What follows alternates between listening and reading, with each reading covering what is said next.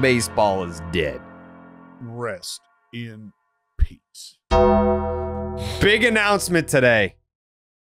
Big announcement today. I feel like we should lead with the announcement, right, Jake? Yeah, we got to say it. Yeah, we got to say it. We absolutely got to say it. Big announcement at the All-Star game in Dallas, Texas, where we have been talking about the Baseball is Dead Section 10 crossover home run derby that we're about to have. There will be a special guest umpire, and his name is Joe West. Ladies and gentlemen, we got him. Joe West is in for the home run derby. Is he singing the anthem too? That's the only way I want Joe West, if he's singing the anthem too. I would imagine that I don't think we have to convince him to do that. We could probably just ask, and he would say yes. So Joe West is going to be the umpire for our home run derby. And if you watched the Red Sox alt cast last night on Nesson Plus, we got into a conversation about umpires, and Jonathan Papelbon, who is my co-host, was like, yeah, my least favorite umpire of all time is Joe West. He hated me. This goes back to his rookie season, and that quickly turned into, oh, well, now he might have some interest in showing up to our home run derby. And I was like, well, I keep getting these texts and calls like, who's going to pitch? Who's going to be the pitcher for the home run derby?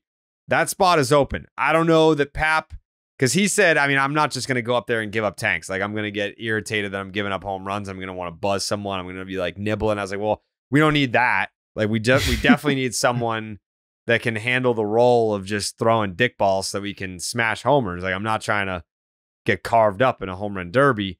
So maybe he takes that role, maybe not, but we could see the reconciliation between Jonathan Papelbon and Joe West at this home run derby. I can't remember, Dallas. Did you have a relationship with Joe West?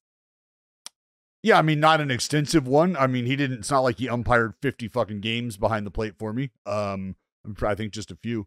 But yeah, I had Joe West as a dude who, I forget who it was against. I got a scuff ball. I threw a ball down in the dirt and it got thrown back to me, and the hitter wanted a new ball. And so Joe came out and was like, hey, give me a new ball. And I was like, Joe, I got to give it up. And he goes, you know what you're doing with that? And I said, absolutely. And he had the ball that he had in his hand, and he just like kind of punched it into my glove and took it right back out and said, have fun.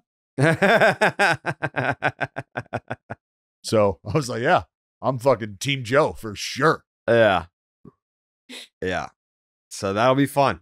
Joe West umpiring our home run derby. The calls have already been made. I was like, make sure he's mic'd up the entire time. Like, we need Joe West just telling stories on the broadcast. Like, we're not going to have a broadcast team. So Dallas and I will be mic'd up for the whole stream.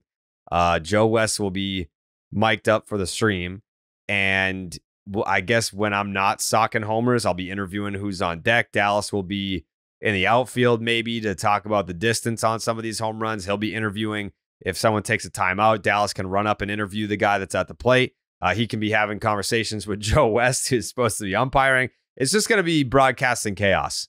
And I'm very excited for this. Is it on the day of the actual home run derby, Jake? Yeah, it's going to be Monday, July 15th at about 1 p.m. Central Time. 1 p.m. Cool. Central Time. Gonna be a little steamy, folks. Gonna be a little steamy at 1 p.m. Central Time, Texas in July. That's Hope right. You've been training. That's right. Woo. I'm probably going to... All right. You know what? I need to get my will together. Because if I die of a heat stroke, I don't know what happens to all my shit if I don't have a will. Well, I thought you meant like what happens to you in the derby, and it's that you finish last. Okay. Well, not necessarily if I die in like the second round and I've hit a bunch of home I think runs. that's DNQ, isn't it? Yeah. Did not qualify. Or DQ. Or DNF. Yeah. I think it's like a non-ranking. If I out homer Steve and Tyler in the first round and I finish last, I will haunt you guys. Just so you know. I will do that. I'm pumped. This is great news. Huge. I mean, news. I don't think it's any surprise that we've got stars, kind of jumping aboard the podcast trajectory. You know what I mean? Joe West coming aboard. Dallas, by the way, only one career start with you and Joe West. With Joe behind the plate? You had a relief appearance in 2008 and then a start where you went 8 1/3. So congratulations. I'm sorry, 7 1/3. Was that against Texas? Yes, it was. Yep. Yeah. Good recall. Well, but to the Papelbon thing, we have to have a guy who knows his role in the event. I agree. Well, yeah. Time out. Yeah, the idea of a universal pitcher, like you are higher than I've ever thought about being. Like there's absolutely. Are you bringing your own fucking pitcher to Texas, Dallas? Who are you bringing? All I'm telling you is there's no way in hell, the same schmuck that's throwing to you will be throwing to me. There's just zero possibility. Wow, that would that's ever headline happen. news. Dallas Braden calls Jonathan Papelbon a quote schmuck. No, first of all, let's be understanding. He has not confirmed that he's going, and we have not confirmed that he would be throwing to you. So no, I'm not calling Jonathan. Who do you think Papelbon he's going a to schmuck. throw to if he's there? Well, it sounds like he'd be throwing to everybody, which is why I said at no point in time would the dude throwing to you also be the dude throwing. So now to everyone me. is responsible for bringing their own pitcher, is what you're saying. No. I'm going to use not the at all. universal. Nobody I'm said definitely any- yeah. using the universal pitcher. I think it's a headliner that Dallas is, bringing his own pitcher. Who said I'm bringing my own pitcher? Who said my pitcher's not already there? Oh, Wow, you've drafted, you've contracted a Dallas-based arm to be your pitcher. Pretty sure there's going to be a fairly large amount of professional athletes, specifically baseball players, in that area during that time. So I'm not saying there's going to be a large pool to choose from, but there's going to be available arms. Maybe I'll get fucking Gerrit Cole. That's probably my best path. It's probably my best path to winning this fucking thing. Well, it looks like he's damn. practicing too, Jay. Hey, That's about the speed I'm looking for in a derby. You know what I mean? Nope, wrong button. wow. Shots fired. Sorry, I didn't mean to jump us ahead. That's just the first thing I thought of when I was, we were talking gopher It's a balls. great call. Thank you. Great call. That guy sucks. It wasn't good last night. That's for damn sure. Well, it's exactly what you're looking for in something like this, though. Oh yeah, that's what I'm saying. Like, Yeah. you just fucking put those heaters right there, those slow heaters. Mm-hmm.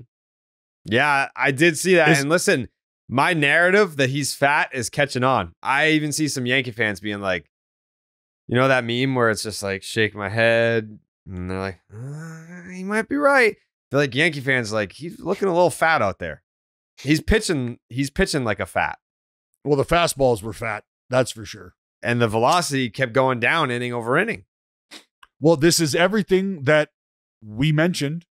I mean, we don't need another I told you so segment, but do you remember when I told you that you wanted to see what Gerrit Cole was going to be able to give you in this start? This was the start. This was the start that should have been had in AAA. And now he's here. And all right, what did we expect? What did you get? And are those two things far off from each other? I think it's fair to say you didn't expect him to get his tits lit to the tune of 4 homers. I did. No, the Yankees. I don't think the Yankees. Oh, the Yankees did it. We're looking at Gerrit Cole and how things were going and going, yeah, get him back in here. This should be fine. That's where the Yankees mindset is. They did not have him getting torched like that. Yeah. Well, that's on them for not having good baseball analysts in house. I would have given them that information for free. Because he just looks fat out there. He just looks like a fatty, Like I think he's got a case of the fats. 4 innings, 7 hits, 6 runs, all of them earned. He walked 4, did not strike out a single batter. Dallas. That's the worst part. What do you think is worse? The part that he went out there for 4 and didn't strike anybody out, or the part that he went out there for 4 and gave up 4 home runs? Which is worse in your mind? And The fact that he the didn't ratio. strike anybody out. The Do fact the that he ratio. didn't strike anybody Yeah, out. okay. That's the worst part about this if you're Gerrit Cole. You did not strike anybody out. No. How many times, just like, we're not just going to blow past that.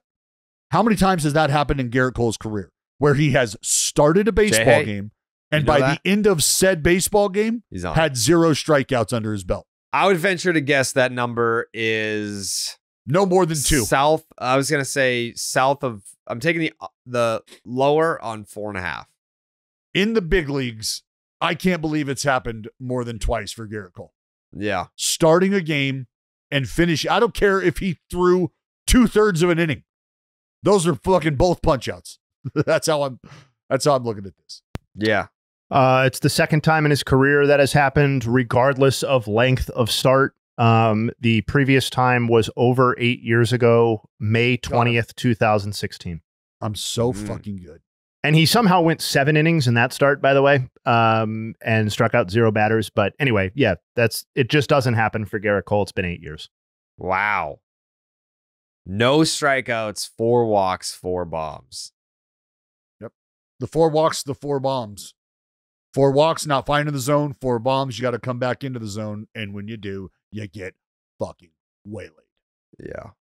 It happens to everybody, man. It's the same, the same rules apply for everybody on the mound. You If think you he's don't throw rinsed? strikes early, no. Don't throw strikes early, and you got to find a way back into the count later, and it's advantageous for the hitter. They're geared up, man. They're geared up. I don't think he's rinsed. I just think he's fat. And being fat isn't necessarily a bad thing for baseball. There's been plenty of successful fat pitchers. I just think Gerrit needs to adjust to being fat. I don't think he knows how to pitch as a fat guy right now. Well, maybe it's like Tommy John. You got to get used to the new anatomy. You know, when you have shoulder surgery, you have some shit reattached in different places. You got to figure out a different arm swing a little bit. I mean, that could be the thing. Yeah. I mean, a lot was made of the velocity issues last night because it resulted in 3 home runs off of his 4-seamer. So, like, I'm not saying that's not the right reaction, but he basically had the same velocity issues in the first start. It just didn't end up costing him. There was no damage done off of his 4-seamer or really most of his pitches.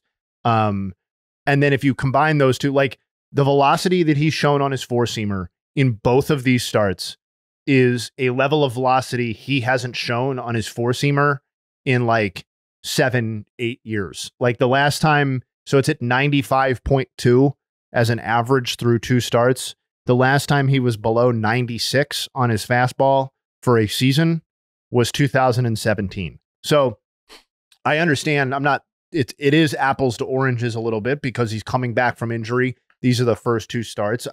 It would probably be more abnormal if he was throwing 98 or 97 right off the bat. But the overall whiff rate is down. I mean, we talked about the no strikeouts. Like he's getting half the whiffs on his 4-seamer that he got last season. And that stuff is going to stabilize faster than did he give up a home run here or there, or did he get, damage done? Like that underlying whiff rate is going to tell us something that maybe the balls in play stuff doesn't over a shorter sample. So I'm not out on Gerrit Cole, but to Dallas's point, maybe hindsight being what it is, maybe these should have come in the minor leagues. Well, and it's finish. That's the other thing you're looking at is with our ability to start to measure performance in the detail that we can. That's where you start to look at stuff, right? When a pitcher in years past would tell you, "Oh, I just want to feel good about coming out of it," meaning that it's a nice way to say, and I've used the excuse going down to A ball and you get fucking lit up by kids that are just frothing at the mouth, waiting to hit anything and everything you throw like within the zip code. They're ready to fucking go. And you're like, you know what? Results aside, felt great. Arm felt great. Was able to bounce back. Felt like I was able to command all my pitches. You're like, process. Right. You're like, command your pitches, buddy. Unless you're steering a fucking remote control and you sent it over the wall yourself, you didn't command a fucking thing. You're like, no, but I felt great. I feel fine. Like health-wise, dude, never better. Never better. And you're like, oh, well, okay, I guess that's fine.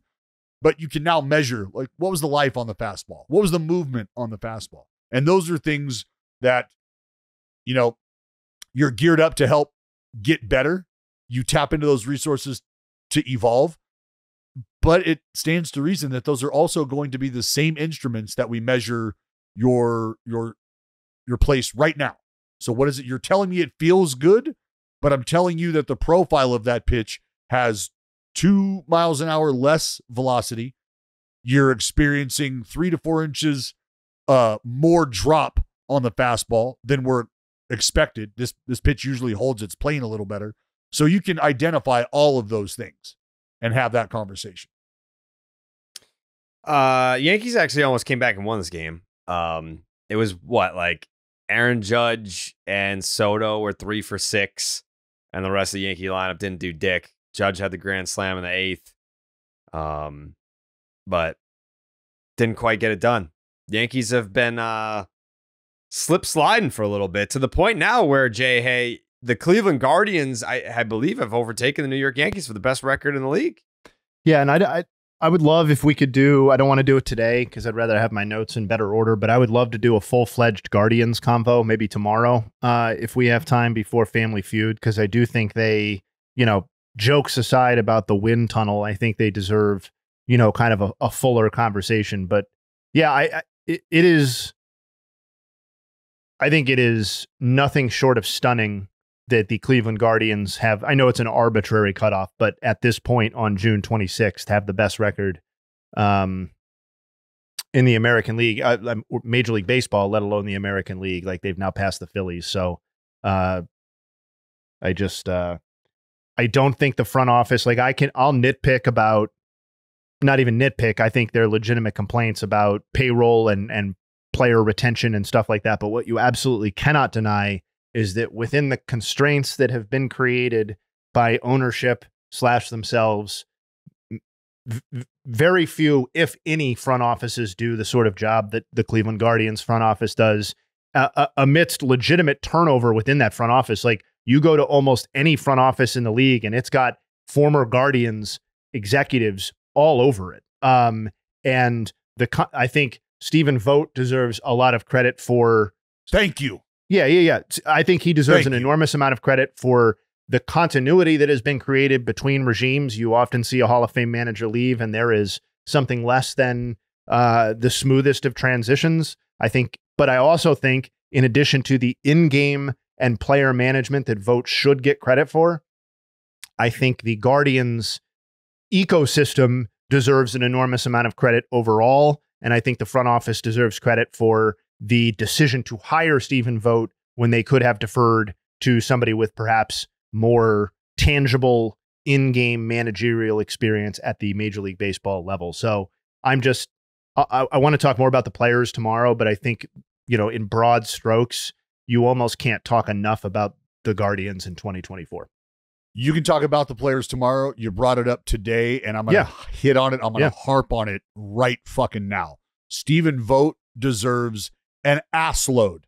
An ass load. That is a measurement. He deserves a metric ass load of credit for what is going on there. And here's why. Because everything you just said about the front office of the Cleveland Guardians may ring true to an extent.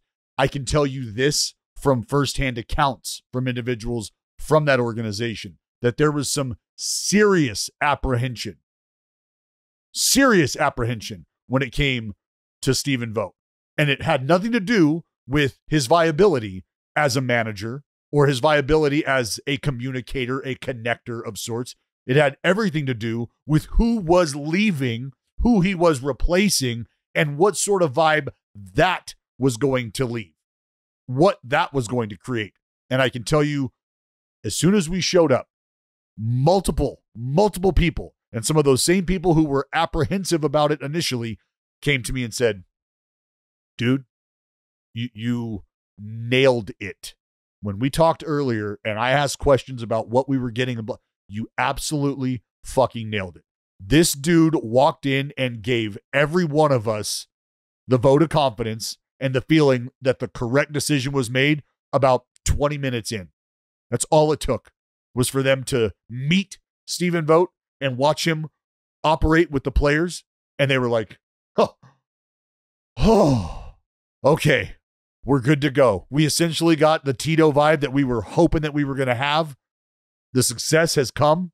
And so it's a perfect marriage right now. Not to say that there's not going to be lulls, but Stephen Vogt right now should absolutely be credited with the way the team has come together, the way the front office has been able to communicate with the field staff, and how he has been able to delegate responsibilities, and everybody's taking care of their job. Everybody is cleaning their porch, right? And that, I think, is reflected by the success they've had as a team, but it all has to start somewhere. It all has to start somewhere. And I don't give a shit who you are. We're not pointing at the fucking team president every time we start to talk about why a team is turning around or why a team is having success. I look no further than Stephen Vogt. I regret changing my pick. I had him as my manager of the year pick. But I just didn't think the Guardians as a team were going to be doing this. Just based on last year's numbers, like offensively, I was like, do they have the firepower to hang in this division? And the answer is yes. We know that now. They have the best record in the fucking league. But speaking of being the best, Underdog Fantasy is the easiest place to play fantasy sports. It's also the best place to play fantasy sports. Playing their pick'em game is as simple as selecting higher or lower on player stats, strikeouts, total bases, home runs, and so much more. Make entries of all baseball or mix and match across your other favorite sports. You can also win up to 100 times your money, and it's a ton of fun. Underdog is going to be putting on this home run derby, and we're also very, very, very excited about that trip in general. Beyond just the home run derby, we're going to be doing a lot of vlog content. We're going to be doing the red carpet, which Dallas, this is going to be the first time that we're doing a red carpet with a whole gang of people. How many people are going to be there? I mean, the home run derby field. Are all doing oh my god, that's I don't know that everyone's doing red carpet. I've reserved the spot on top of your shoulders, Dallas. I'm sitting up on your shoulders like a kid, like one of your children. That's fine. You know what, Jay? We're good. We're in the footprint, and that was the only reason. That's what I'm saying. You can go. You build up, not out. Yeah, exactly. I can do that. I can handle that. It was all. I was already getting hotter, sweatier, and even more claustrophobic just listening to you tell me that there was going to be more people. I mean, you and I together is fucking barely enough space. This is going to be the hottest one yet, obviously. I mean, like Cleveland was hot. I got fried in Cleveland. LA was hot. Seattle, I don't remember being that bad. The problem is that it's the Midsummer Classic, so finding locations that aren't hot, sweltering is harder than it might seem at first glance. Yeah. Texas, you could have definitely picked something less sweltering, but it is hard. It does feel like most All-Star games are like borderline unpleasant. I mean, we could have done this like on the Rio Grande or something. Come on. Where was the 18 All-Star game? Was that DC? Yes. Yes. That was very hot and rainy. Wasn't there a huge thunderstorm at one point that we had to take cover for? Yeah. Yeah, the pussies took cover. Me and Dallas made content in the monsoon. Yeah, I think I had taken cover. Yeah. Make sure you sign up with the promo code Jared. That's JARED to get up to $250 in bonus cash and a special pick on Underdog. That's Underdog Fantasy promo code Jared. We want to talk about this Jurickson Profar drama. Yeah, I mean, we understand where. I'll set the stage. I was going to say, we got to understand where it came from. Yeah. Right? We have to understand that there's some issues leading up to this. Yeah. Came from 2 days ago. Sure. Jurickson Profar. Luis Arias was intentionally walked to get to Jurickson Profar, who came 2 days ago. Yes. Who came through and was celebrating up the line. And he said he was pointing at the fans. The Nats said he was pointing into our dugout. They did not like that.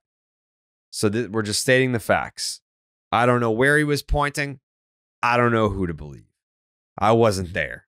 I only saw it on TV.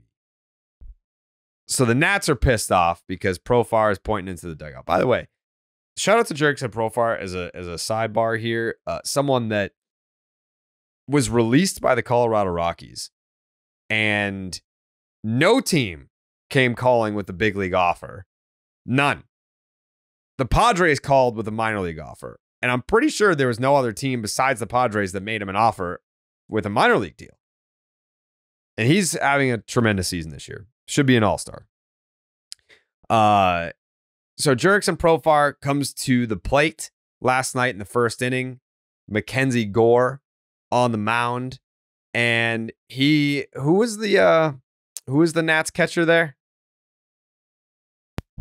Kyber Ruiz. Kyber Ruiz. Okay, so Ruiz gives him a talking to, and he's giving him one of these. He's like touching him on the shoulder. He's patting him. So visually, this looks like we're friendly. Like, I'm giving you a stern talking to, but like, we're friendly. After the game, Profar was like, you can talk to me, but don't touch me. So it from Profar's perspective, does not sound like they had that kind of relationship where you can be touching me. Manny Machado hops out the on deck circle and shoves Ruiz out of the way. He's like, get the fuck away from my guy. We're protecting Profar. He's the vibes guy in San Diego. And then it wasn't the first pitch. It was a fastball. Yeah, first pitch after that exchange is Mackenzie 98 Gore hit off him the with a foot. fastball. Yeah, 98 off the foot. And Don Orsillo in the booth thought that it was intentional. I don't know. I mean, before we move any further, do either of you believe that this was intentional? No. Jay? I don't have an opinion one way or another. So no, I guess no. Okay. So this was It's the first inning. Correct. And then Manny Machado is the next batter. And here is what happened. 1 out, 1 on. And Manny Machado will see if he can make a pay. High drive, deep left field. Winker back at the wall. Take that, says Manny Machado. Profar's fired up, and he should be. They hit him intentionally, and then Manny hits one out of the yard intentionally. And the Padres take a 2-0 lead. How about them apples?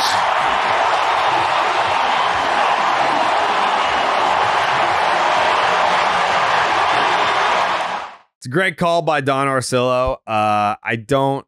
Again, take the guy out of Boston, right? But can't take the Goodwill Hunting reference. Yeah.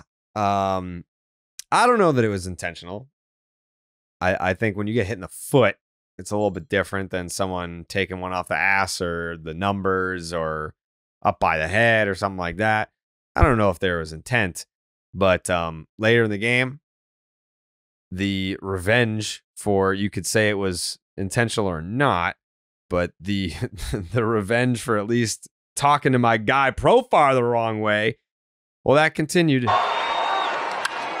to right, down towards the corner of the pole. Gone! Jurickson Profar plays it. Slam Diego.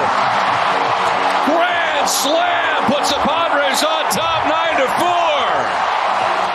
9-4. And Jurickson Profar, I feel like Jay, you probably take delight in Profar finally. After all these years about hearing about the top prospect in baseball, what year was he the number one prospect? Like, what year are we talking about? Like 2015, 14? Jared, you got to understand. I mean, he debuted in 12, dude. This dude's name was being talked about by the Texas Rangers and guys on the Texas Rangers when Elvis Andrus showed up in Texas. That's how long Profar's been talked about, because they were like, yo, Elvis is good. And Elvis just moved Michael Young over to third. They got a dude down there who very well may move Elvis over to second. That was the conversation surrounding Jurickson Profar a very, very, very, very long time ago. Yeah. So I was hearing about this dude my rookie year, 07, 08 in the big leagues, hearing about this dude coming. Like, because here's Elvis, but they got another dude. Like, we're just watching Michael Young get fucking asked to go, can you go over there now? Because we got a what? Are you serious? And now here he is. How about this? I saw this. Jurickson Profar. his last at-bats with the grand slam, his last at-bats with the bases loaded, there's been 6 of them. This is how they've gone. 3-run double, grand slam, 3-run double, 3-run double, 2-run single, grand slam. That's absolutely insane. Only one other player in the last 50 years has had 19 plus RBI over a span of 6 bases loaded at bats, and that was Albert Pujols.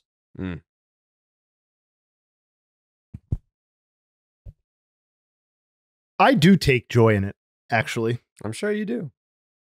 Speak on it. It's funny. I have like a decade-long thing with Boog Sciambi about Jurickson Profar, where I kept talking him up when we used to work together / adjacently, and he stopped wanting to hear about it after a while. And it was like, this is the year for the breakout. This is the year for the breakout. So Boog, I know you're listening out there. Shout out Jurickson Profar's breakout. I think the other thing about it is it has sustained, I know he's not hitting quite the same level that he was earlier in the season, but it is sustained better than I thought it would. Like, his OPS right now is the same as it was in late April. So it's not like it's all fueled by this impossibly hot start and he has sucked. He's just kind of coasting off of that hot start. Like, even if you just look at his June numbers, he has an 835 OPS and a 374 on base percentage, which in this offensive environment would be borderline all-star numbers anyway, even if you're just looking at his June. So I think it's super cool. The 1-year, $1 million contract, you went into that. Like, obviously he's going to end the season as one of the great team side bargains in all of baseball. And, we could be looking at a season that by itself extends Jurickson Profar's career like multiple years longer than it otherwise would have, which I think is cool. And that he's Profar. And that he's something of an emotional touchstone or centerpiece for a Padres team that we've kind of been waiting to be fun and has always been, or usually, I shouldn't say always, has usually been less fun than we anticipated. Well, lo and behold, it's like Jurickson Profar of all people, who's delivering the best theatrics and the best season of any Padres position player, which is just fucking crazy on a team that has Manny Machado and up until recently a healthy Fernando Tatis. For anyone keeping score at home, the San Diego Padres have moved above 500. They're 2 games over at 43 and 41. And they currently hold the number 6 seed. They're in a playoff spot with a positive run differential. How about that? It was just a few days ago, we were talking about the Padres being on the outside looking in. And here they are. Every podcast, that shit changes in the NL, man. Well, that's why that's going to be the fucking race. That's going to be the race. Is that entertaining though? Here. This is I'm glad you asked that, because what would be the alternative? The alternative would be teams. What having okay. Oh, all right, let me retract that. Better teams. So better teams. Better than having all of these teams potentially headed to the postseason. Think about this. From you go all the way down in the National League.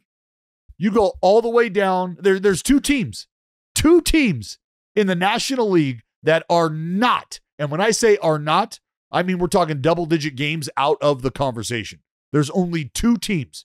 We go from the Cubs, who are 4 games out of the wild card, to the Marlins and to the Rockies, who are 12.5 and 13.5 games out, respectively. That's exciting. Whether or not it's great baseball to watch is another story, and we can have that conversation. But we're talking about 13 teams being in a playoff conversation. Isn't that how this was drawn up? Isn't that why this was done the way it was done? so that we could have these conversations? Yeah, or so that we could sit here and look at it and go, well, here it is.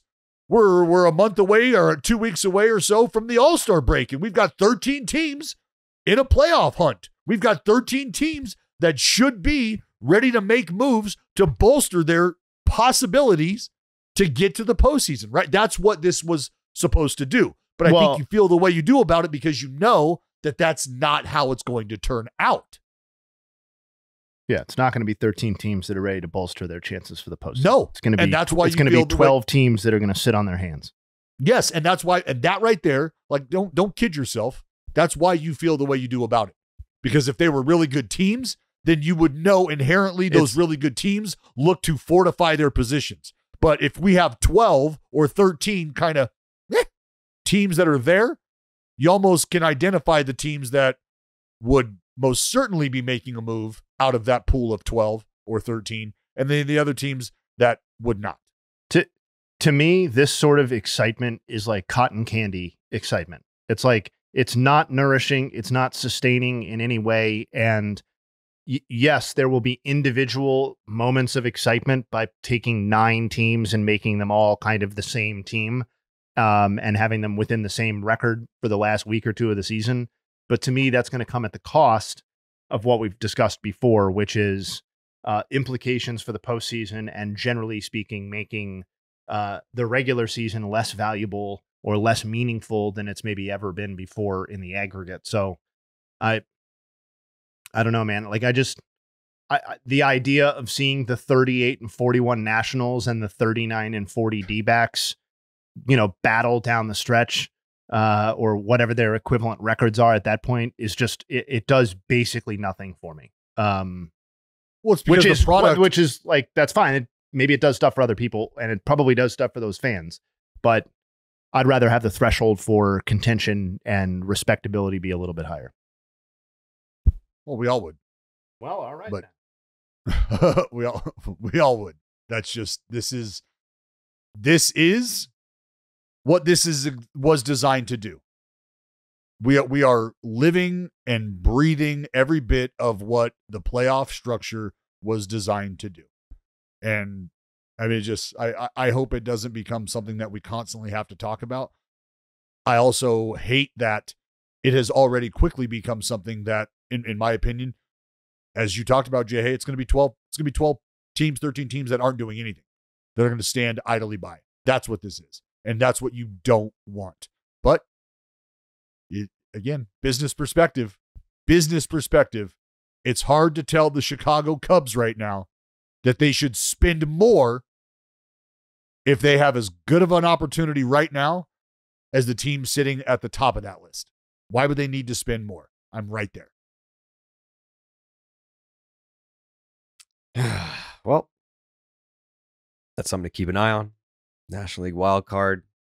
It's, to me, I mean, I think here's where I'm at on all that, because I know I sound like a little bit of a downer with the National League wild card picture, because the teams that are fighting for the 6th spot are all like either 500 or below 500 or barely above 500. Right now, to me, that's not captivating, but I think by the time we get to September, I guess the competition is going to be so fierce to get in that it doesn't really matter what the records are, as long as the baseball on the field is competitive and good. That's all that matters. So right now I'm like, but by September, I feel like it's going to be compelling, regardless of records. Yes. Well, hold on. Regardless of record, but that's exactly what is going to tie you back in. Do you understand that? Because you're going to be looking at the records, and you're going to be seeing who these teams are playing over the next 7 days. And you're going to go, okay, well, they've got a path here. They don't have a path here. And it's not going to be because of who's starting. It's not going to be because of who's showed up in September and has carried the load. It's going to be because you're looking at the team's records and you're going, well, they're down by 3. They've got 8 to play. They've got 3 with this team. Could be interesting. Right. You're not talking about how great the baseball is going to be. You're just talking about how close the records are, so we can see a winner at the end of it. That's all it's going to be. That's it. And you can lie to yourself from now until then about why it's going to be different than that, but that will be why you're watching. Yeah. So that's where I'm at on it. Is I'm not going to get too tied up in the records by the end of it. By September, it's kind of just like how many games are separating all these teams, and is the baseball in the field competitive and entertaining? That's really all I care about at the end. There's something else that I really care about is Dallas understanding that the rules changed, and it's not guess that year, it's guess that player, Dallas. I wore the number 33 for all 5 teams that I played for, and my number is retired by one of those teams. Ed Sprague. I played 21 years in the big leagues, and I'm a member of the 3,000 Hits Club. Eddie Murray. Nicely done. Dundada. I'm an 8-time All-Star, 3-time Gold Glove Award winner, and 3-time Silver Slug Award winner. I won the Rookie of the Year award in 1977. I played first base and finished runner-up for MVP in 1982 and 1983. I am a first ballot Hall of Famer and received 85.3% of the vote in 2003. And I won the World Series in 1983. That is Eddie Murray. Tell me right now, looking at Eddie Murray, like that is the epitome of of like old man, don't fuck with this dude strength. Like that's just who Eddie Murray is. Like you watch old highlights of him and you just look at it. Like I'm going to pull up his fucking Baseball Reference page right now and just look at his picture. And like that is just a dude who it just says, you know what? I can hit bombs. I rake. I play defense.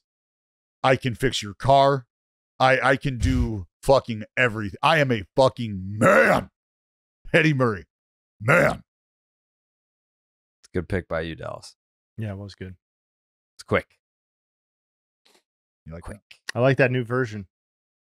Yeah, it's I'm gives not me going to more lie. avenues to go. I was very angry with you. Why?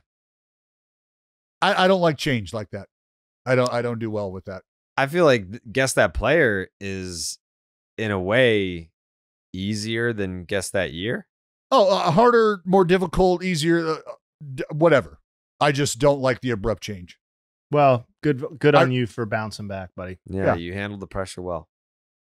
I did. You handled the pressure well. Really pretty admirable strength. I was proud of you. Thank you. Thank you. And thank Game Time for sponsoring this podcast. Thank you. Game Time is an authorized ticket marketing place of Major League Baseball, which makes getting tickets faster and easier. Prices on the Game Time app actually go down the closer that it gets the first pitch. With killer last-minute deals, all-in prices, views from your seat, and their lowest price guarantee, Game Time takes the guesswork out of buying MLB tickets. I would recommend getting tickets to the Home Run Derby or the All-Star game so that you can at least be in Dallas, Texas during the day come out and watch us with this Home Run Derby. I didn't even really consider that people might show up to this and watch it. That's just like an extra layer of pressure that I don't need. In addition to what to our thing, are we gonna announce the site? When are we announcing the site? Jake? Probably a little closer to the date, but we'll let people know. Yeah. I don't think it's safe to have people camping out for like 2 or 2.5 weeks leading up to the Derby in that heat. You know what I mean? It's like we don't want to create a public health nuisance. Yeah, right. That's fair. That's how I feel about it. Save up to 60% off buying last-minute tickets for sports, concerts, comedy, theater, and more. Save even more with exclusive in-app deals on select seats ahead of the game or the event. Save even more when you choose a section and you let Game Time choose the seats for you. Toggling the all-in pricing feature allows you to see the total upfront with no surprise fees at checkout. Get a panoramic view from your seat in the app before you buy your tickets. The lowest price guarantee, your Game Time will credit you 110% of the difference. Your purchase is covered with the most flexible customer service policy in the ticketing industry today. Take the guesswork out of buying MLB tickets with Game Time. Download the Game Time app, create an account, use the promo code BID for $20 off your first purchase. Terms apply. Again, create an account. Use the promo code BID for $20 off. Download the Game Time app today. Last minute tickets, lowest price, guaranteed. Yesterday, Hunter Green puked all over the mound. He was blowing. He was blowing, Jared. And then immediately gave up a bomb to Bryan Reynolds, who now has a 22-game hitting streak. Boy, your boy A is absolutely banging. He Bryan is. Reynolds. Banging. He is. I went back and looked at it though, Dallas. This 22-game hitting streak started on June 1st. Yep. June 1st. You want to know what it looks like since then? You want me to tell you? You want me to tell you what it's been? It's 360. It's a 418 on base. It's a 663 slug. It's a 1081 OPS. But if you look at it, you got a 22-game hitting streak. That's awesome. But since June 1st, when the 22-game hitting streak began, he's 11th in batting average. You've got Stephen Kwan hitting 423, Bryce Harper hitting 390, Aaron Judge hitting 386, CJ Abrams hitting 384, Jarren Duran hitting 375, Fernando Tatis Jr. hitting 365. So it's like, yeah, it's cool to have a hitting streak, but it's like there's other guys that are outperforming him during the life. Outperforming him is I think 10th in OPS. 10th in OPS over that stretch. Those other guys having a better stretch. We're talking about a guy who is single-handedly showing up every shouldering the load of his offense. Yeah. Yeah. He is the light right now. Yeah. For the Pittsburgh Pirates. Last 2 weeks, it's been Bryan Reynolds and Bryan Reynolds.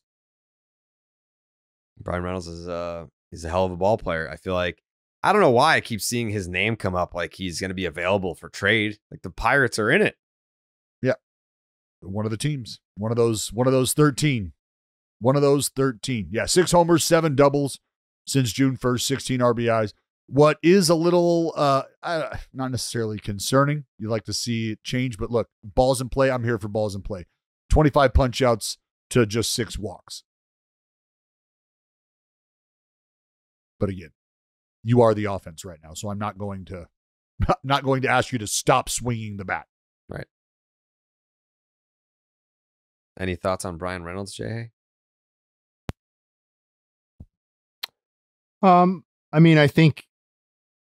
Typically I would come down closer to what you're saying about like, yeah, hit streaks are cool, but over that same stretch, there have been a dozen better players, but I do think he has impacted winning in a way that actually aligns closer with the attention given to the hitting streak. So yeah, in terms of his availability, that doesn't make a lot of sense to me. I mean, I know he's signed to the richest contract or whatever that they've given a position player, but that is ultimately not a terribly high amount of money in terms of average annual value or total dollars owed. And I would think that they're now in the position where they would want to be moving forward on talent accumulation at the major league level as opposed to taking significant steps back. And I think unless you're getting an offer for Bryan Reynolds that is, truly a blow away offer, in which case, yeah, that sounds like a great idea because he's not an elite player. But if it's just kind of market value, I think I would be more inclined to hold on to him. I mean, at some point you have to win, right? You have to focus on winning. And I would imagine that the hot zone for the Pittsburgh Pirates winning baseball games would be while Paul Skeens and Jared Jones and Mitch Keller are under team control and contractual obligation at well below market dollars. Because once Paul Skeens and Jared Jones start to get expensive, then we start to have the same conversation with the Pirates that we always have. So it's like, it's kind of like when they have the quarterback on a rookie extension or the rookie scale deal in football. That's when you spend all the money on the rest of your team or whatever. Now would be the time I would think that the Pirates would be investing in the rest of the roster and the offense specifically, as we've discussed, and not stepping back, even if, it's nice to get a good prospect, but Bryan Reynolds is a good player. He is a good player. The Baltimore Orioles have lost 5 straight games. And it's really not hard to see why that has happened. They've gotten some stinker starts from their starting pitchers. Man. They're wounded. Yeah. I mean, if you look at, a 5-game losing streak is 1 turn through the rotation. And their starters have posted a 7.76 ERA. It's 41 hits in 26 2/3 innings. 27 runs, 23 of them earned. 6 walks to 22 strikeouts. Gave up 6 bombs. I mean, they're averaging 5 1/3 innings per start, but what good does that do you when you're when there's a lot of traffic on the base paths there? Yeah, I mean, well, look, that's why I said they're wounded. Dean Kramer. Yep. He's supposed to come back, I think, early next month. Kyle Bradish. You're not getting him until next season, maybe. Like, it's tough. Bullpen. Fucking Red Raider. Kulo. He's down. He might not come back until the end of the year. Like, they've had guys that have been extremely impactful on this club not available. They got John Means back for 10 minutes, right? Gone. Like, it felt like you were at a point where you were going to start to get some of these, or you were going to get a guy like John Means back who was going to help a Bradish, who was going to make a big and then you got nothing. You got none of them. No Tyler Wells, no John Means, the big righty in the back end, Batista. You got none of this. None of this. So for them to be where they're at right now, I think all things considered, you're happy that you're still in a position where you're above water, you're striking distance, whatever you want to call it. But it's not great right now. And it's the first time that this team has experienced an extended losing skid like this. And yes, you can say extended because for how long were we talking about never being swept? Now here it is. They've been swept twice in the last 2 weeks, right? And it's just you're feeling the effects of what it means to have guys in an area of your club performing and then have them not perform like all together collectively. This is what it feels like.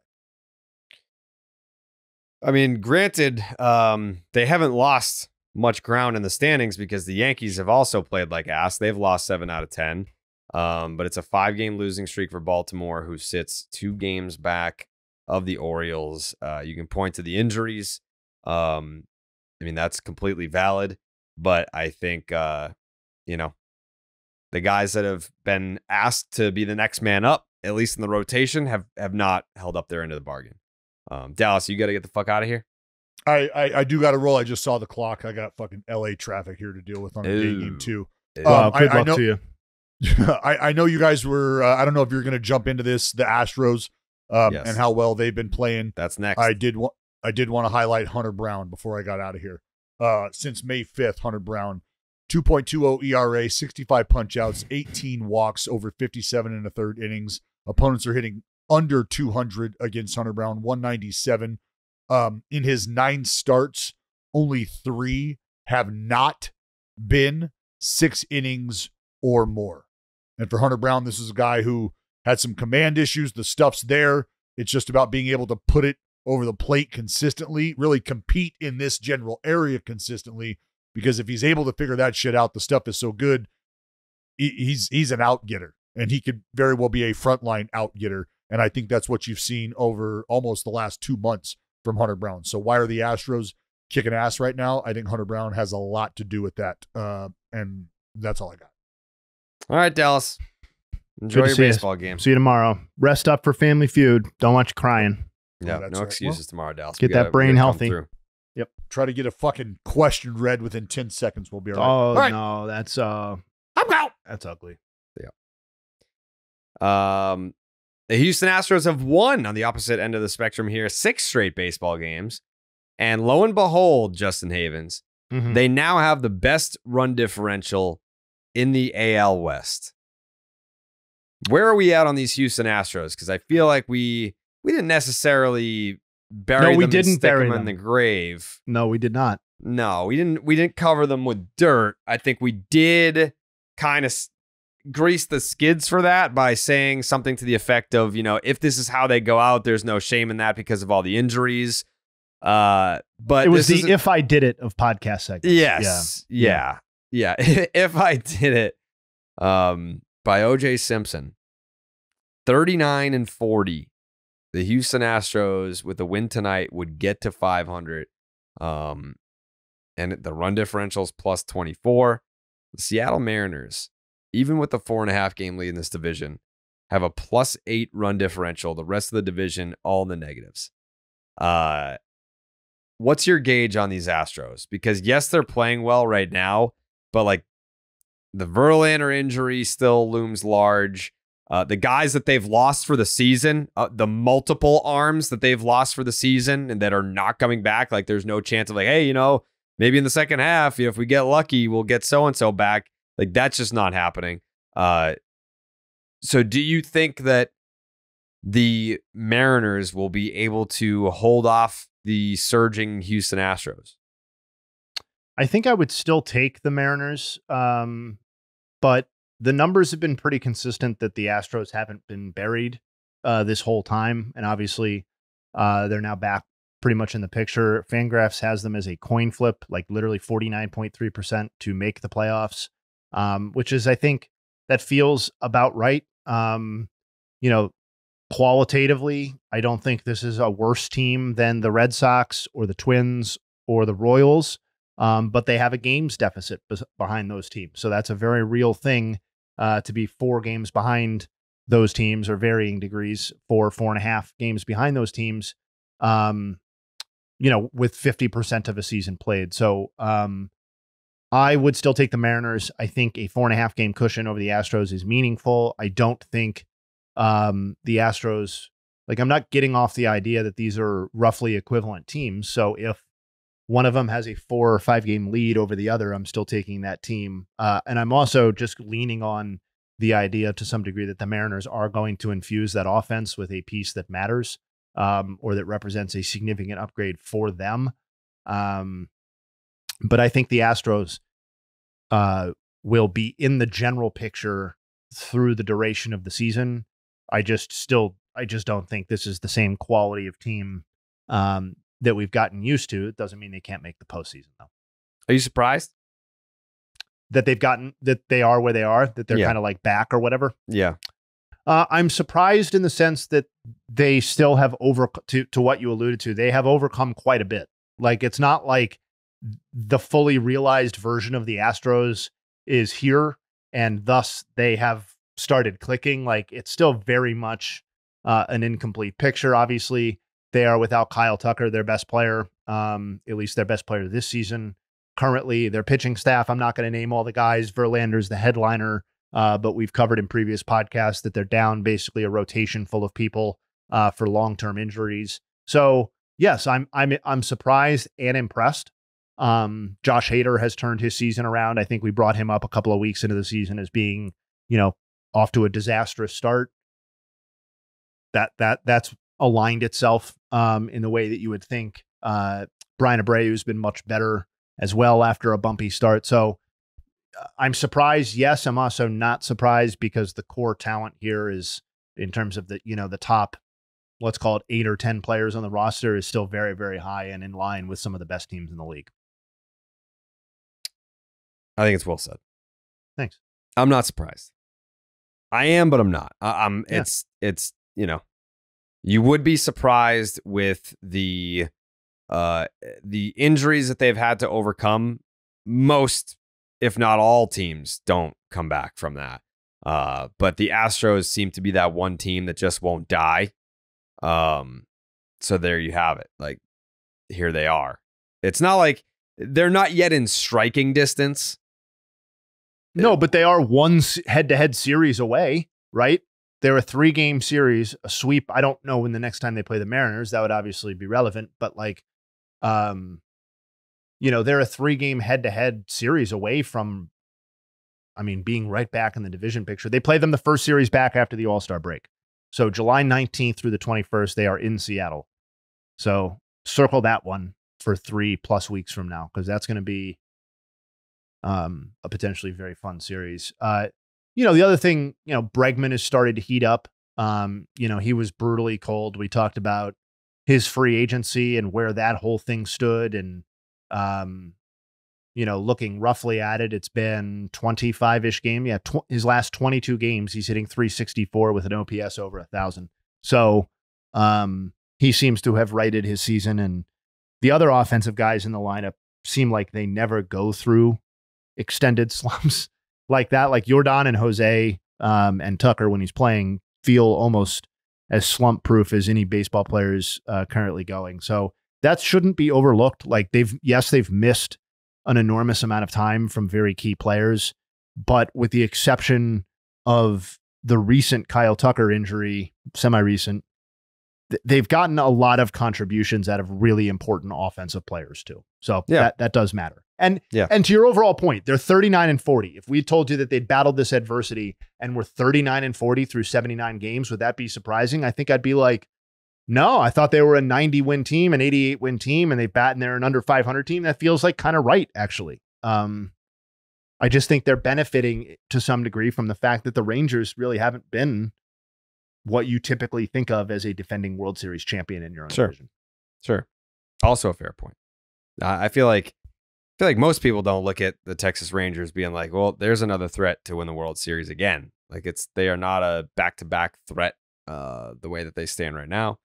Yeah, it's an interesting battle.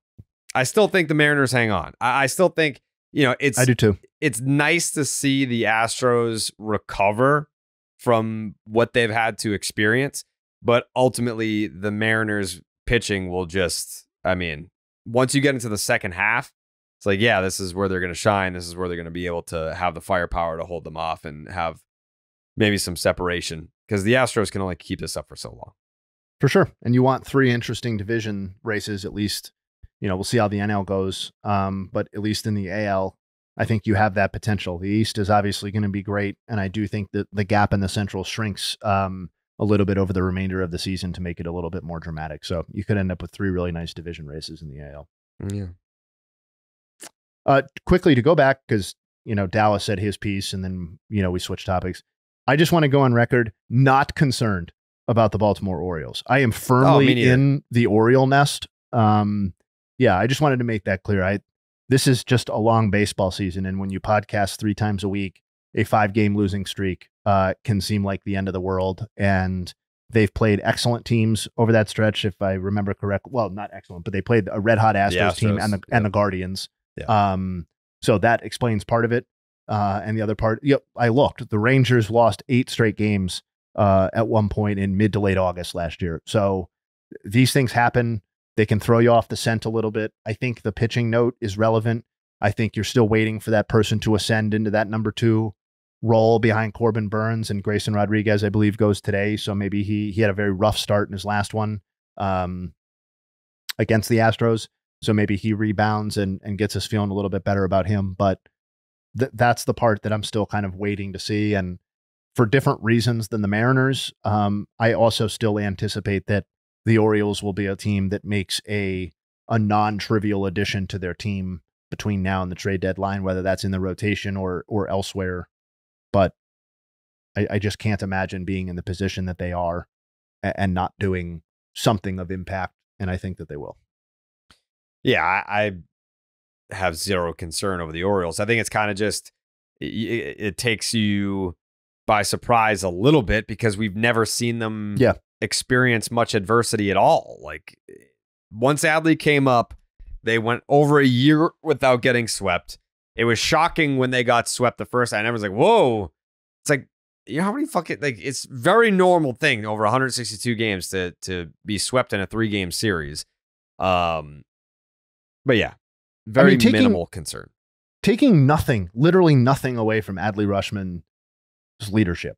Like the fact that they hadn't gotten swept in like whatever that longest streak since whatever was, is more statistical anomaly than it is like anything specific about the DNA of the Orioles team. Like, Sure. A, you have to be really good to do that, right? So that's step one, and they were very good.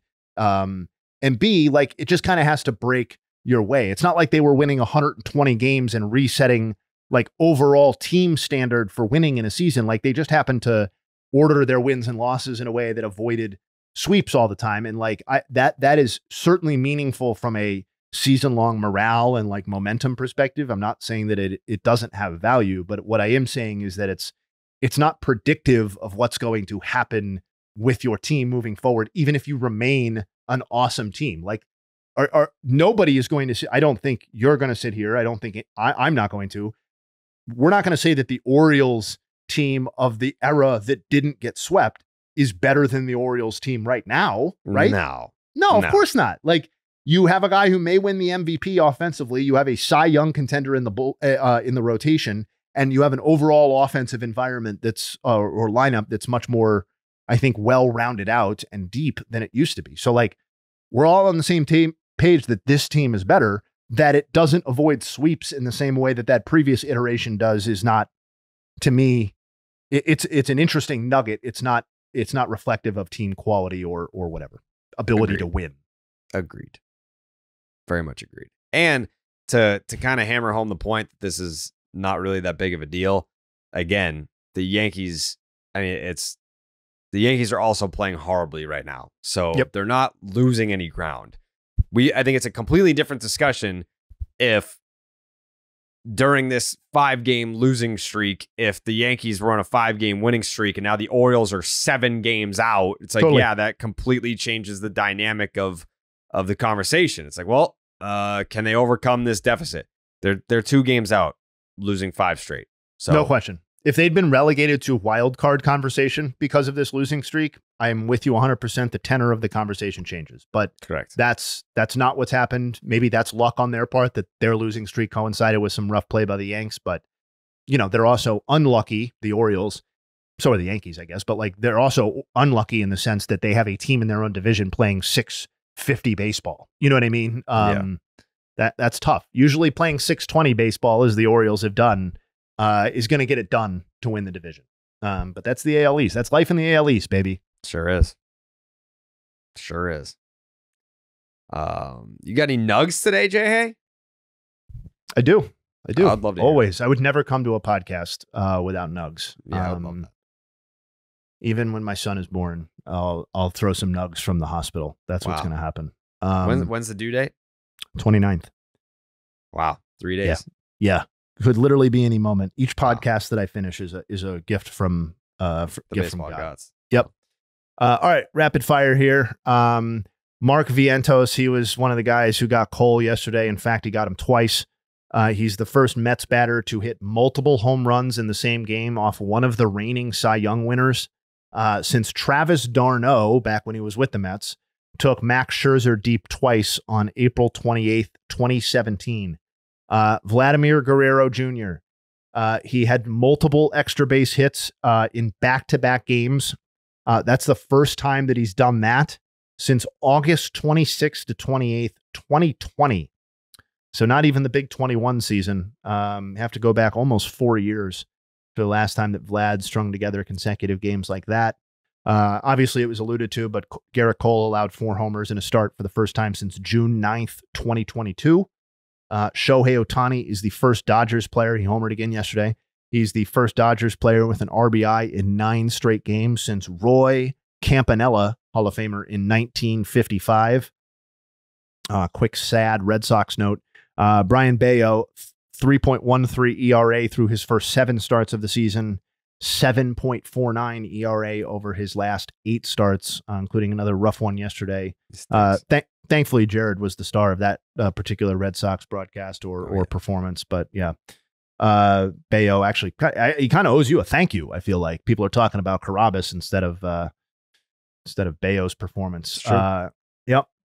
Tarek Skubal in the matchup I was most excited to watch yesterday. It was Tarek Skubal against Ranger Suarez. Skubal got the better end and shut down the Phillies.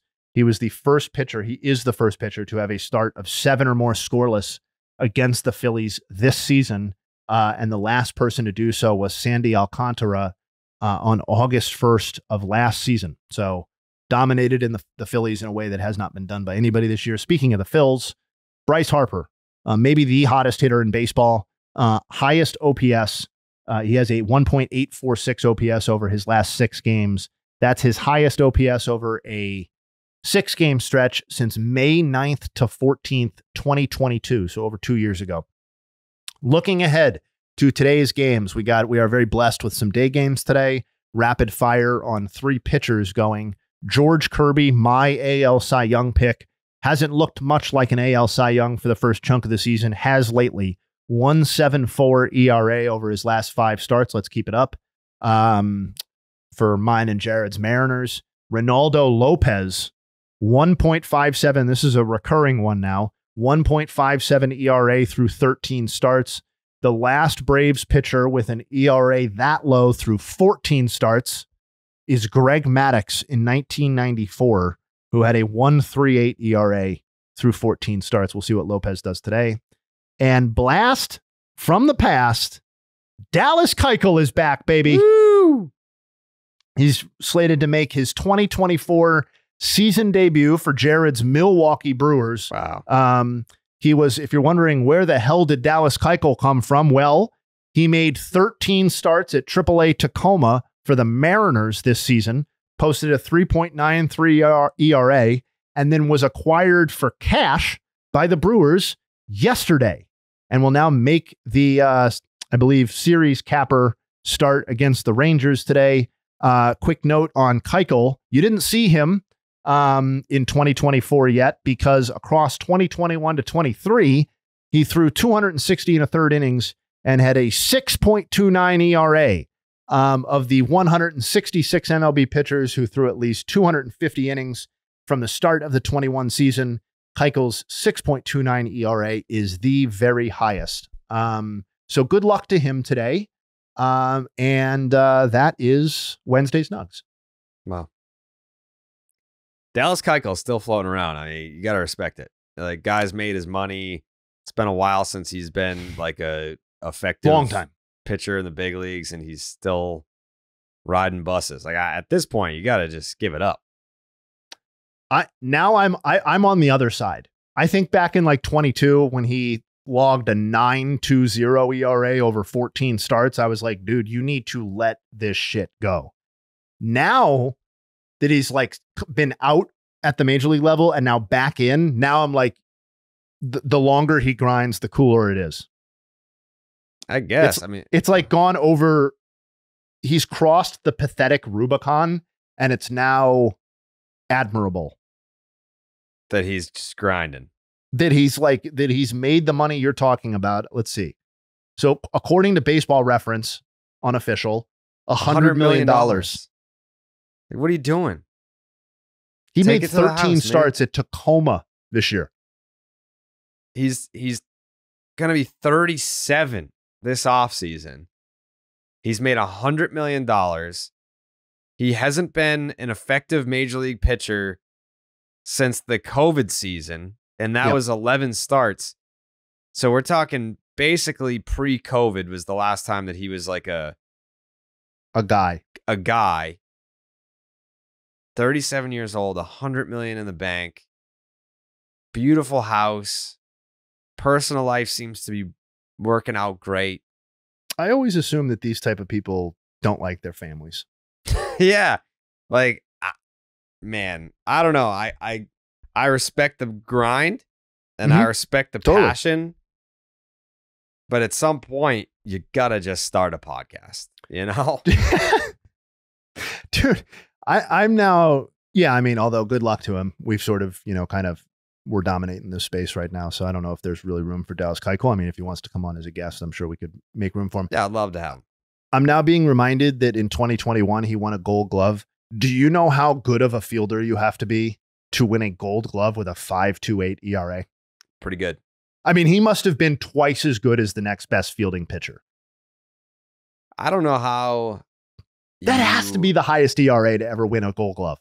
How many fielding opportunities do pitchers really get over the course of a year? Another good question. I feel like that's one of those questions that you could ask me, and it's possible that I don't come within like like a dozen of the right answers. So actually, okay, so here's the answer. In 2021, he had 49 defensive chances. That's putouts plus assists plus errors. So there you go. And he was also he was backing up home plate and third base a lot. So I feel like that probably goes into it too, where it's like, oh, he fielded his position well.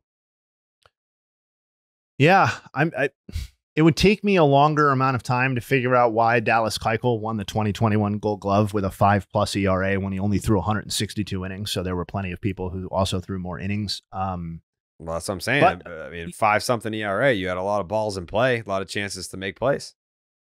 Yeah, I wonder where 49.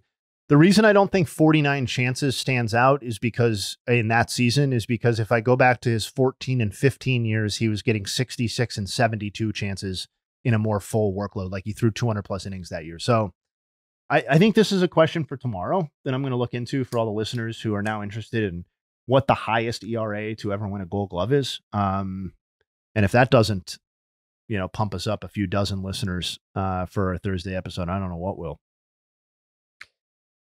Shout out Dallas Keuchel. Just fucking can't say it enough. The end of pod content we were looking for that we didn't know we were stumbling into.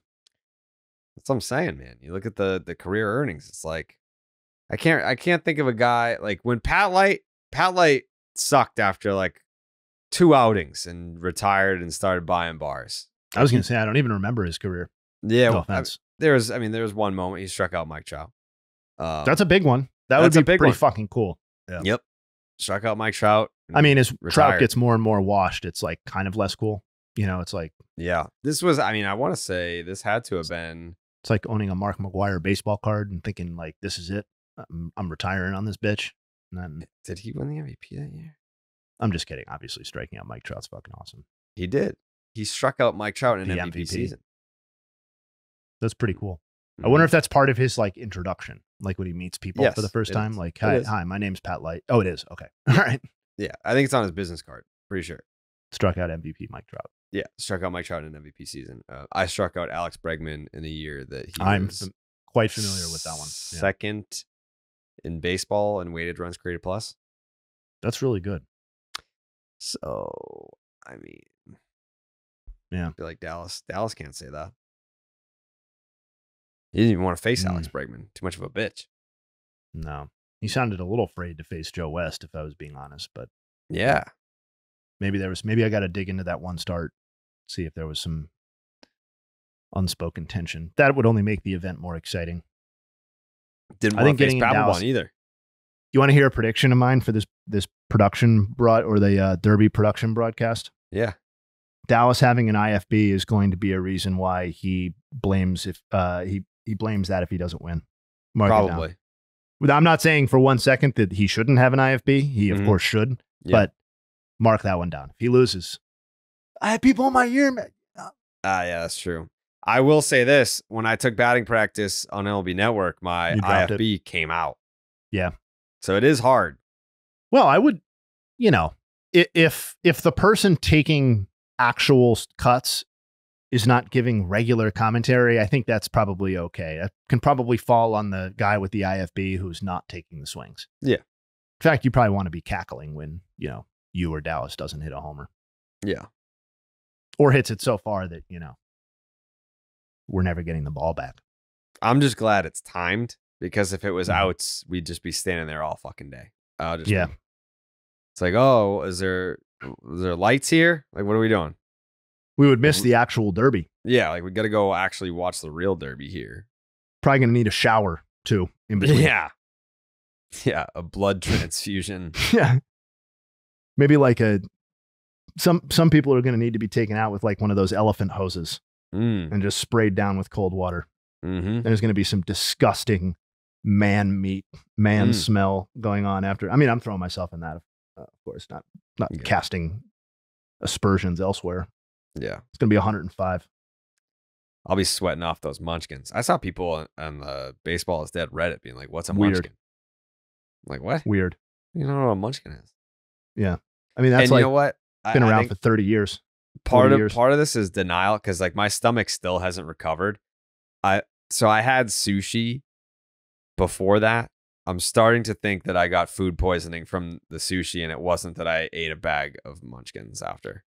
I think if it's still with you, the stomach ache, that the slander of the Munchkins was now in haste. Yeah. And that It's the we sushi. don't need to name the sushi restaurant, or hopefully it wasn't like gas station sushi. If so, like, let that be a lesson learned. It was my favorite sushi place, which is why I was in denial. Because I was like, no. this is like my fucking favorite place to go. Well, we can't name it now in case No. like you want to go. Yeah, you probably got to, if it's your favorite, you've got to give it another chance, right? I'll have no choice but to go back. But I will be honest, it is Scarring. I'm 3 days removed. I was there on Sunday. Today's Wednesday, and I'm still feeling it.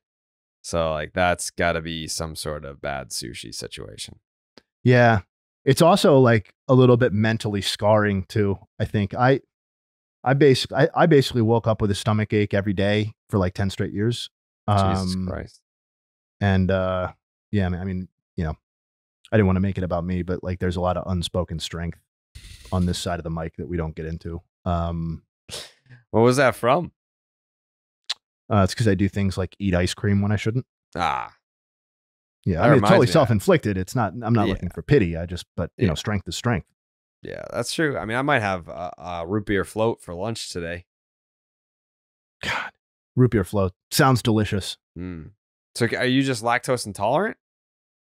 Yeah, you know, I'm not great with milks or cheeses, but the problem is that I love them. Yeah. They're one of my life's great passions. # bringing the cheese. Yeah. So I can't stop, and I won't stop. I think one of the funniest things you've ever said was the ARod gingivitis thing. It's like, sorry, I've been distant, dog. Just been battling this gingivitis. Still one of the all-time best lines in podcast history. Oh man, that's yeah. I mean, he's still alive, so He's still alive.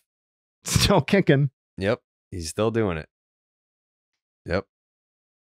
I mean, they talk about strength. Putting yourself out there week after week on that Fox broadcast with gingivitis, I mean, whether you're cured or not. I mean, it's still probably in the back of your head every time you flash those pearly whites. and people say that athletes shouldn't always be looked at as role models. And then Alex Rodriguez goes out there and proves everybody wrong. He's like, I'm going to be the face / the mouth of gingivitis. Yep. Guy has almost $1 billion fucking dollars in career earnings, and he's offered the opportunity for like probably like $75,000 to be the face of gingivitis, and he's like, yes, let me get my face back out there for Yeah. this great cause. It's like, dude, can you just ever say no? Just like, don't put your face in front of the camera. It's crazy. It's not. I mean, it's ARod might be the topic that blows my mind more than any other baseball related topic. Every time I think of it, I feel like I'm on some like mind expanding drug where I'm like, oh my God, I didn't even think about how stupid that is. It's like, oh my God, that too. It's like, He's just trying to get the word out, dude. no, I know. It's really, yeah. Alex Rodriguez, never too known much as money. ARod to baseball fans, is admired for his extraordinary skills on the baseball field. During his 22 seasons playing Major League Baseball, he racked up endless accolades, including being named an All-Star 14 times, which seems low to me, and Does seem receiving low, the actually. Gold Glove Award twice and the Silver Slugger Award 10 times. Many consider him one of the game's greatest all-around shortstops to set foot on the field, except for the fucking Baseball is Dead Discord, apparently. Yeah, right. Shout out to them. But the World Series champion is putting baseball talk aside to speak out about something he's never discussed before. Gum disease. Big Vitus.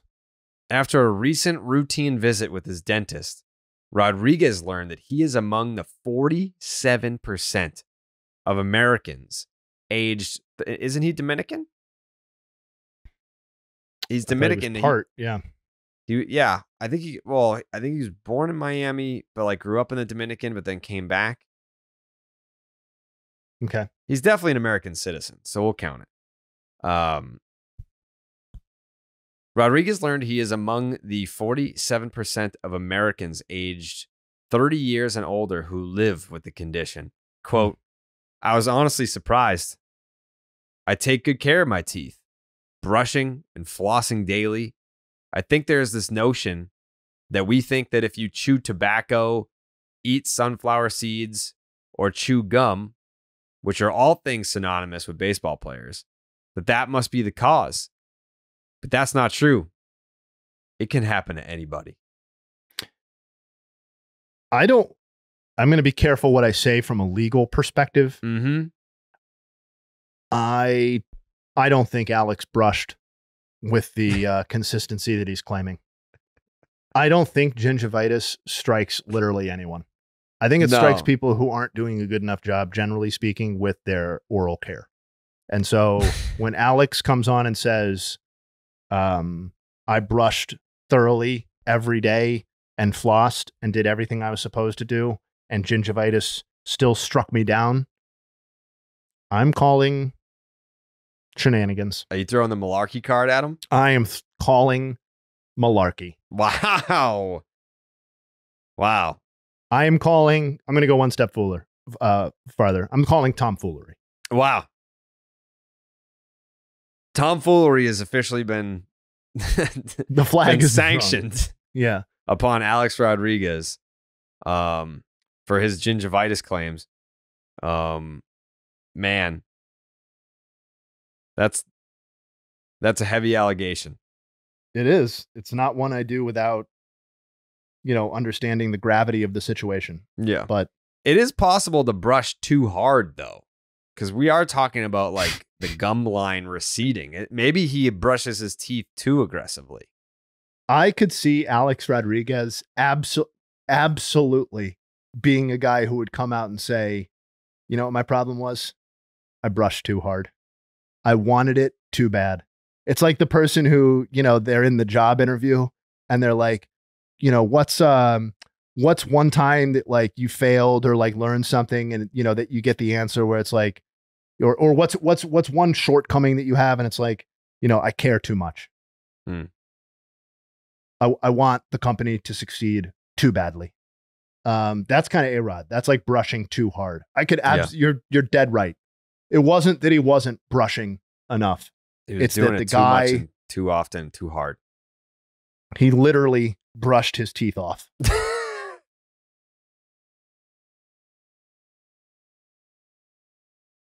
Yeah. That's actually, I feel better about that situation now that I didn't really think about brushing too hard. That's a problem that I've had. That's why I had to switch to electric. I'm an electric man too. Yeah, after a long time on the manual. Yeah, I was a standard toothbrush guy for many, many years. And then I switched to electric and it's changed my life. My last dentist appointment was the first time I think I've ever received positive news from a dentist. They were like, yeah, not a lot of bleeding, not a lot of gum inflammation. I was like, you're fucking kidding me right now. True story. And that's because you wanted it. Yeah, I did. Well, I saw, ARod with his gingivitis awareness. It put me on. I was like, I gotta be proactive about this. It's like it's like our version of those old cigarette smoking commercials from like the 80s and 90s where it's like, some poor soul talking out of a hole in their neck. You know what I mean? Mm-hmm. No disrespect to anybody, obviously, who's died of lung cancer. Or throat cancer. I'm not fucking around on that. But like, that's kind of like the new thing, is listening to ARod talk about gingivitis. It's like, ooh, I don't want that to be me. You're right. Yeah. ARod definitely looks like a man living life with many complications. So yeah, I don't want to be that guy. Yeah. Most of them cooped up in that little dome of his. Mm-hmm. Yeah. Good luck to ARod in a lot of different ways. I'm using my platform to let all my followers and fans and viewers and non-followers, so this is you too, Jay, know that gum disease is something to consider and sooner rather than later. So there's an urgency here. While it may not be trendy or exciting to talk about gum disease, he said it's genuine. Quote, I have it, so it's very genuine. We wish we could always be talking about a campaign that focuses on you're looking great and you have shredded abs But that's not the case with me. And this is something that's real. I went to the dentist, and just like any American out there, any size, any shape, any gender, this can happen to any single one of us. And hopefully I can use my platform for the greater good. I like how he refers to non-followers as if this is like the religion of the rod. You know what I mean? Like, and for the haters too. I want the haters to stay away from gingivitis if possible. For those who have not welcomed into their hearts the gospel of gingivitis, let me speaketh now to you as well. It's he's a weird dude. And this is one chapter in many, but yeah, it's the gingivitis thing. I'm glad it wasn't a one-off for him. I'm glad he's, he is the man. He's still banging the gingivitis drum. He is the gingivitis man. And hopefully he's, gingivitis, as I understand it, or at least some forms of gum disease, are things that once you have them, they don't go away fully. And then it's something that if you don't take constant care, that they regress. So what I'm seeing is that we could be setting ourselves up for something like a 30 or 40 year run of ARod being the face of gingivitis. And we could reach a point where ARod is known to more people as the face of gingivitis than he ever was as a baseball player. That's where I hope we end up. This is like, what's his name? The boxer that was the grill guy. George Foreman. Yeah, George Foreman. Like, I grew up That's being exactly like, right. He's the grill guy. I didn't know he was a boxer when I was a kid. There you go. People could look at their TVs and be like, oh, that's the gingivitis guy. And it's ARod. Exactly. Exactly. George Foreman's great athletic achievements are secondary to being the pitch man for, an George in-house Foreman grill. Yeah, George Foreman countertop grill. And ARod said, I see that, and I'm going to take it one step further, and I'm going to live the rest of my life with gingivitis, and you're going to hear about it. Yeah. He continues. Admirably. I'm happy that I detected it early. I wish I would have known even earlier. Now that I know, it's prevalent in my community. Latinos and black and brown skin too. Anything with the disease on it is like, oh boy, this is scary. The good news is it's treatable, and your dentist will have a lot more information. Yeah, man, I'm not going to get into like Latinos or blacks or like rates of gingivitis because quite honestly, that wasn't on my nug sheet. I don't have the data. I don't have the data to back this up. I don't know if ARod does either. No, he just said, don't ask me, ask your fucking dentist. He also seemed to say that like it was everybody. Like by the time he got to the sentence, he had named kind of everybody possible. Yeah. But so it goes back to his point, I guess. He's being consistent that gingivitis can strike anyone at any time. It really can. It really can. Also, happy to report George Foreman's still alive. I thought he wasn't. He is. Oh. You know what? If you had asked me that, I'm not sure what I would have said either. Yeah. Still alive. Evander's still alive too, right? Yes. He is. I just saw him very recently. Not in person, but in content somewhere. Oh, okay. Okay. I think he was talking about the Mike Tyson, Jake Paul fight. Yeah, he's 61. All right. Yeah. George Foreman, 75 years young. Wow. Living off that grill money. What do you think his net worth is? Oh, it's a lot. I think it's quite a bit. Do you think he made more from grills or from boxing? Grills. He has a net worth. Do you want to take a guess? Sure. $200 million. $300 million. Do not shortchange him. Nope. See, there you go. Good on George. And God knows that once he's finished building his gingivitis empire, that ARod will have doubled or tripled his own net worth from his baseball playing career. Some people invest in stocks. ARod's investing in himself. Yeah, he's investing in his own brand. He's investing in the 49% of Americans or whatever it was who suffer from the vitus.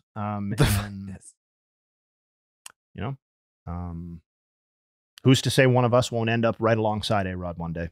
I mean, this is exactly what the gingivitis community wanted. They were like, hey, we have to pay ARod $75,000 to become the face of gingivitis to help get the word out there about gingivitis. And lo and behold, it's working. Like we just did 20 minutes on gingivitis.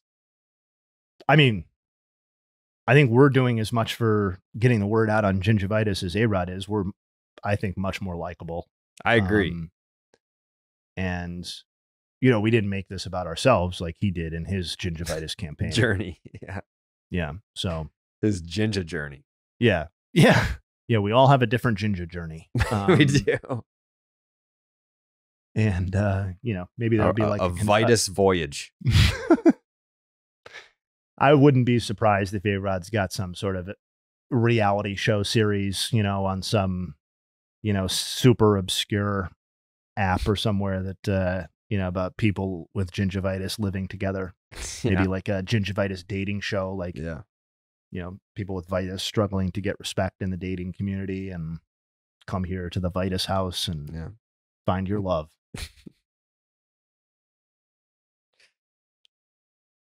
Yeah, could be. Ginger love. Get invited to the gum gala. That's right. Everybody flashes their gums to show the sort of improvement that they've made. Whoa. Wow, that's a good gum line, man. Her gums aren't receding back into her eye sockets anymore. Mm-hmm. I definitely have receding gums on my left side from all the dip. Brother, you should go to the dentist, and if you get diagnosed with gingivitis, let's fucking make a run at this shit, dude. We gotta talk to whoever ARod's talking to. Apparently, but I'm saying, like, it shouldn't be a monopoly. Like it's nothing. I agree. Yeah, there should be multiple faces of gingivitis. I mean, I'm not wishing it upon you, obviously, but I might have it. Yeah, I mean, I'm just saying, you said that, not me. So if you do have it, let's monetize it. Yeah. Yes. It basically is a coin flip. Yeah. Yeah. Yeah, it's basically a coin. Half of our listening audience is sitting there with gingivitis, not knowing what to do next. Yep. So it's on us to guide them. Yeah, maybe if it's a slow pod day tomorrow, we can do some gingivitis related questions from the fans. Yeah. Do we have an update on merch, Jake? Because I know if I'm getting messages about where's the Baines meter t-shirt, I would have to imagine Jay gets those messages daily, especially after Shohei just got inducted. Do we have an update on BID merch? I think Corey finished up the designs. We're still working on the merch site. But I assume once everything dies down from All-Star, we'll have all that coming out. Okay, soon. So it's an entirely new site. Yeah, it's a different site. BID merch, it's probably going to be. Cool. Yeah, I mean, I don't get the sales figures. I'm not involved in the back end stuff, but it would not surprise me if the Baines meter shirt is the best selling shirt in Underdog fantasy sports history. I would say that that's probably going to be the case. Yeah. So not to set expectations too high, but there is a absolutely frothing fan base waiting to gobble up those t-shirts, and I've seen them and they're fire. Well, I haven't seen the shirts. I've seen the design, to Jake's point. Really excited for them. Me too. Probably going to order some for my whole family. Probably take one of those like family portraits where you're all wearing like a matching outfit or whatever, you know, like Christmas style. We'll just all be wearing the Baines meter t-shirt. Like generations. Three generations of hate. 3 generations wearing Baines meter. I'm actually going to do this now that I'm talking about it. Yeah, you have to. Yep. The family Christmas card. Yep. Just all wearing Baines meter t-shirts, all of us. It looks cool. Grandparents on down to grandchildren. Yeah, it looks awesome. Looks awesome. Yeah. There's a lot of Easter eggs in the shirt. Yeah. Yeah, and obviously Corey did the final design, but shout out to my brother Brandon too on the work that he did prior to Underdog becoming a thing in our lives, which was obviously a blessing, and is going to make this shirt pop in a way that you know, it probably wouldn't have before. But yeah, this has been cooking for a while, and I'm excited. I'm excited for you. For you. What's next for the J-Hay video essay saga? Oh boy, should we say it? I think we can get the hype going a little bit. Yeah. Okay. All right. So we've gone all over the map. We've done looks at groups of people. We've done looks at individuals. And this time we're going to take another look at an individual. And that guy is Jarren Duran. Ooh. Yep. I really hope the fan base gets excited about this one. They're going to nut when they see this video. Yeah, it's all positive. It's all good times. And I think it's as we typically do, the plan is to drop it Sunday evening. And I think it's going to be a very worthwhile response to the baseball travesty that is Jarren Duran not being voted into the All-Star game in round 1. So we can consider this the BID underdog response to that nonsense. We're going to shed some light on how fucking awesome Jarren Duran is. I love that. I'm sure his agent will appreciate it. I was on the Monster with him, Barrett. What was that? Monday night for the comeback that was capped off. Mm-hmm. Walk-off knock by Jarren Duran. He also made a sick catch in center, smashed into the gate that connects to the bleacher bar. He's just doing it all. It would be a shame if his agent ended up getting a hold of the video once it's out and, used it as a tool to make sure that everybody knew Jarren Duran deserved to be in the fucking All-Star game. I guarantee you he will post it, and I guarantee you he'll send it to Jarren. We can send it to Jarren. We have the information. Yeah, I'm excited about it. It's obviously each one has been different. We're trying some different things out, see what hits, see what doesn't. But I recorded everything. I did submitted the graphics requests today, and I'm very excited about what this one is and could be. Fuck yeah. Jake's takes? In addition to the Family Feud survey going out tonight, we'll have another survey going out. We're going to be asking people to rank the Home Run Derby participants 1 through 8. The results will be ready for tomorrow's episode, and we'll be able to decide on air what the matchups are going to be for the Home Run Derby. Wow. So we're giving them a head start to manipulate the matchups. Basically, yeah. Okay. I'm letting the BID Discord take the wheel. I'm excited. I mean, so Jake, correct me if I'm wrong. Tomorrow I will learn who I'm facing in the first round. Yep. We'll have all the numbers averaged out. Those will be the final decisions, and we'll have the bracket ready to go. That gives us some incredible runway to really hone in on some shit talking with whoever I'm squared up against. Yeah. I hope we got to get head-to-head graphics built. Yeah. Like, tail of the tape type graphics.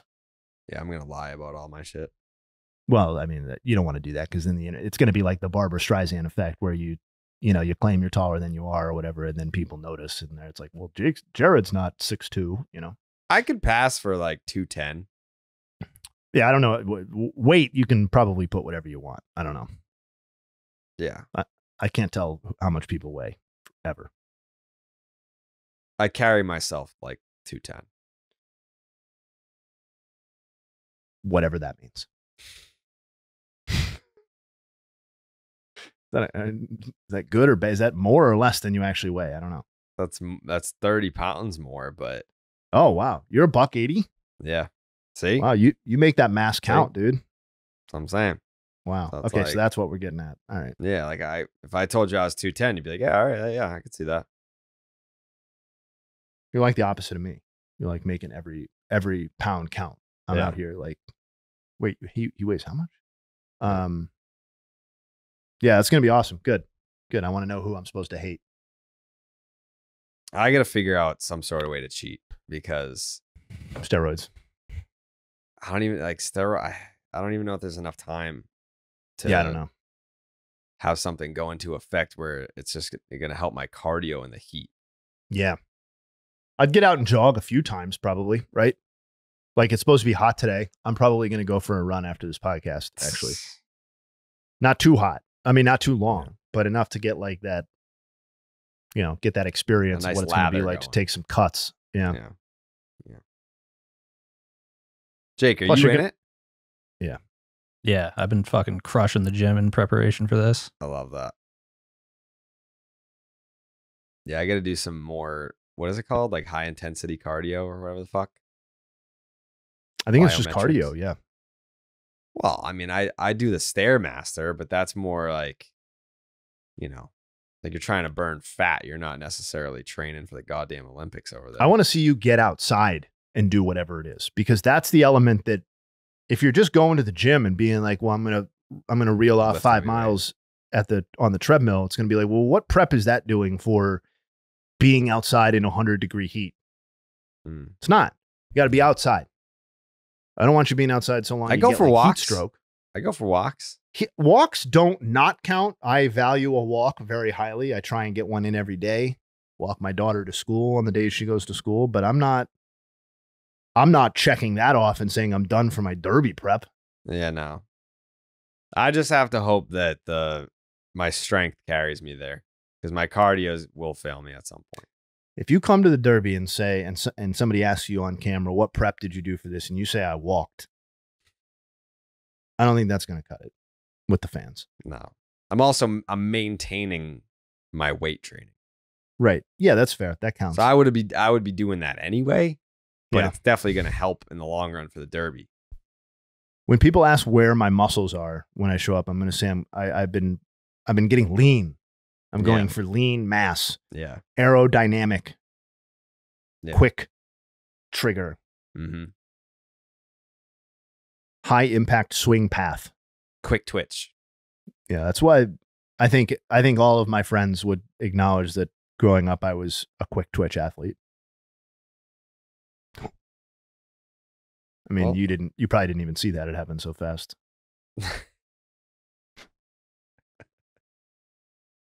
Like, are you serious? Yeah. See? I think people need to see this before they decide on where you're going to be seated. You might have just bought yourself a number 2 seat or something with that. Big mistake if you don't make it to hour 45 of the podcast. I mean, that's not that long. We used to do 3-hour podcasts. Right. We've become much more disciplined. It's 146 right now. Oh, There you go. perfect. Perfect. Do you have any final thoughts today, Jay? Hey? Dude, I feel like I've gotten to talk about pretty much whatever was in my head. This has been great. It's fun when me and Jake get a little bit of a Uninterrupted time. Yeah, we get. I think of it as like a fireside chat. You know what I mean?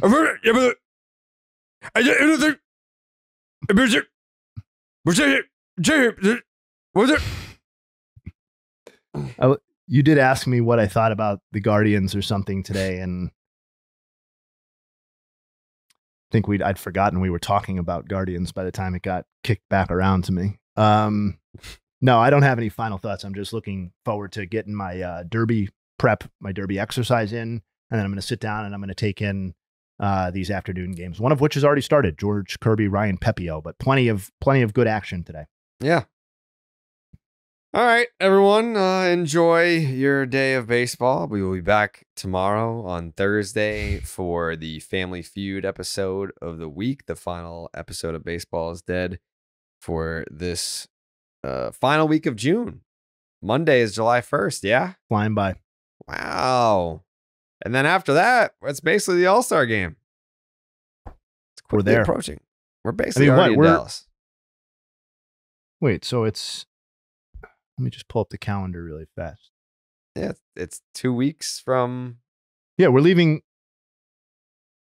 Wait. 2 weeks from this upcoming week? 1, 2. Yeah. So it's like 3 weeks away from Friday is when we go wheels up and fly in. 3 weeks from Friday. Yeah. Can't wait. I'm excited. Me too. All right. See everybody tomorrow. Bye-bye.